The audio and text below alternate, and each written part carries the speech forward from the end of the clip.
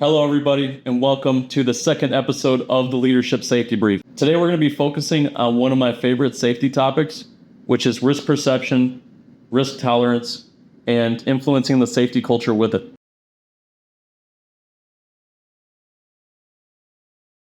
So before we get into that, we have to understand what risk perception and risk tolerance are. So risk perception is the employee's ability to perceive a risk or believe that something is a risk or a hazard. Whereas risk tolerance is the amount of risk or the amount of danger an employee is willing to accept in the completion of their duties, tasks, or just their work in general. So by understanding those two things, we could see that an ideal safety culture is one where risk perception is high, whether that's through training, safety messaging, pictures, videos, and risk tolerance is low, right? So employees are not tolerating any risk while completing their tasks. And an example I like to use for this is racking or shelving, right? So an employee with a high degree of risk perception is going to be able to see that a bent shelf or bent rack is dangerous in the first place, whether that's through training, safety messaging.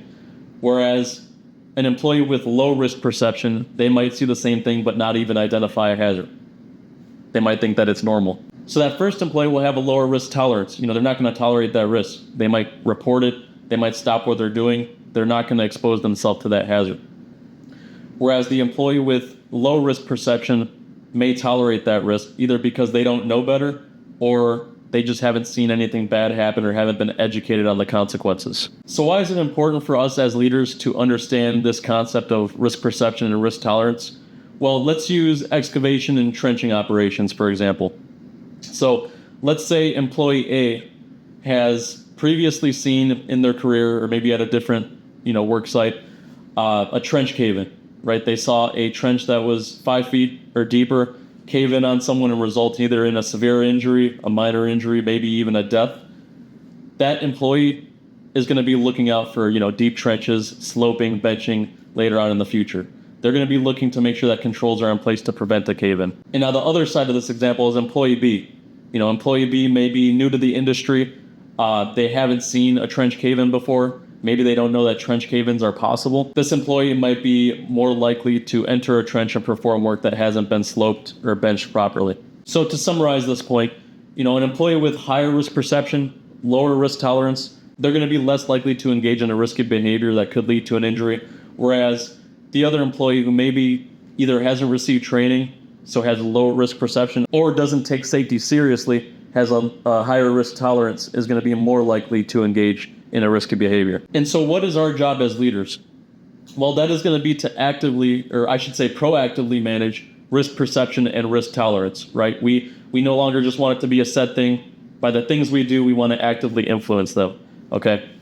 So this can be done through training, making sure the employee knows what hazards they're supposed to be looking for, lockout, tagout, trench excavations, working at height, fall protection, letting them know that a hazard exists and how to protect themselves against it. Safety messaging, so pre-shift huddles, tailgate talks, toolbox talks, to make sure that we're consistently reinforcing that training. And employee observations. We can use employee observations to gauge their risk perception and risk tolerance and adjust where applicable. So an example that I like to use for this is my arc flash training that I provide to my clients' employees.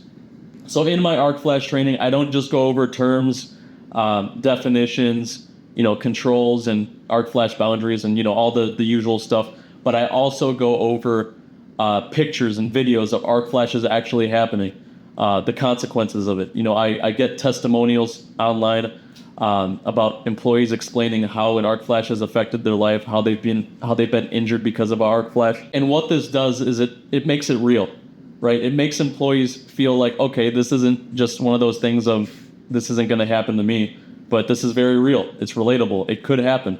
So I'm going to do X, Y, and Z to make sure that this doesn't happen to me. Whereas if we just provide basic training, just definitions, scope, arc flash boundaries, that's all they'll know. They'll have a basic understanding of arc flash or whatever your topic is, but it's not necessarily going to be relatable, and they're not going to be able to fully appreciate and understand what the consequences are of failure to adhere to safety policies and procedures. So a lot of people actually don't grasp this concept of, risk perception and risk tolerance. So what is the alternative? Well, interestingly enough, us as humans, the reason we've, been able to survive this long is because, we do something, it has the desired effect, so we keep doing it. Or we do something, it has a negative effect or it hurts us, so we don't do it. And that is the alternative to not being proactive in managing risk perception and risk safety. Essentially, at that point, if we don't do anything, we're waiting for employees to get hurt, and then they reset their risk perception and risk tolerance. We're waiting for something to happen. But by that point, an injury has occurred, it affects someone's life.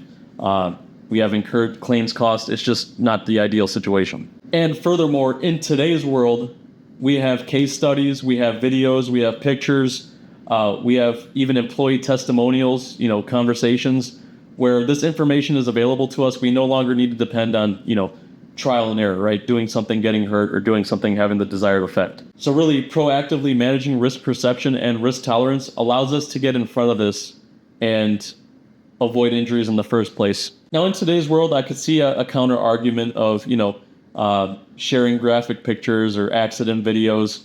They tend to be sensitive topics. But if we stay grounded in the fact that it's for educational purposes, we're not just using it as entertainment, pulling people in and showing graphic videos, accidents just out of, entertainment or for fun.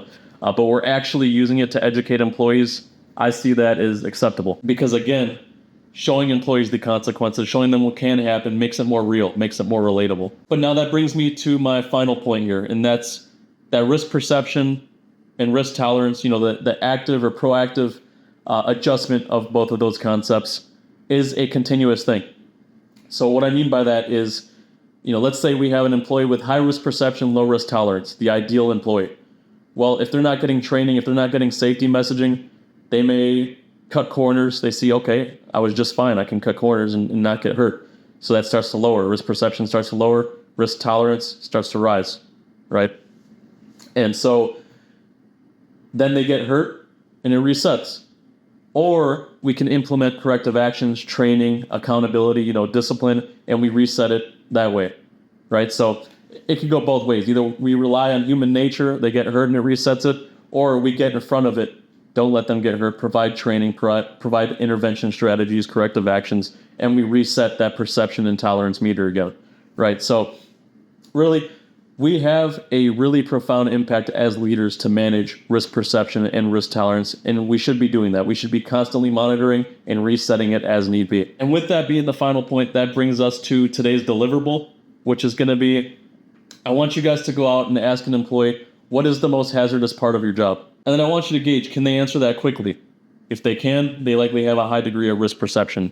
If they can't, if they stumble or they, it's delayed, that could indicate a lower risk perception. Maybe they have to be re-educated on the hazards in their area. If they are able to answer quickly, is what they answer with actually the most dangerous part of their job? And if it is or if it isn't, what other hazards are there in their job? We're essentially using this deliverable to gauge what our employees' risk perception and risk tolerance is. So with that, we're at the end of our episode here.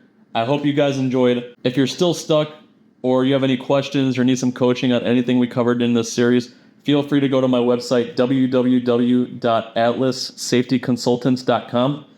There's a contact me form on there, or contact us form. You could fill that out. The message gets sent directly to me, and I'd be more than happy to schedule a free 30-minute coaching with you guys.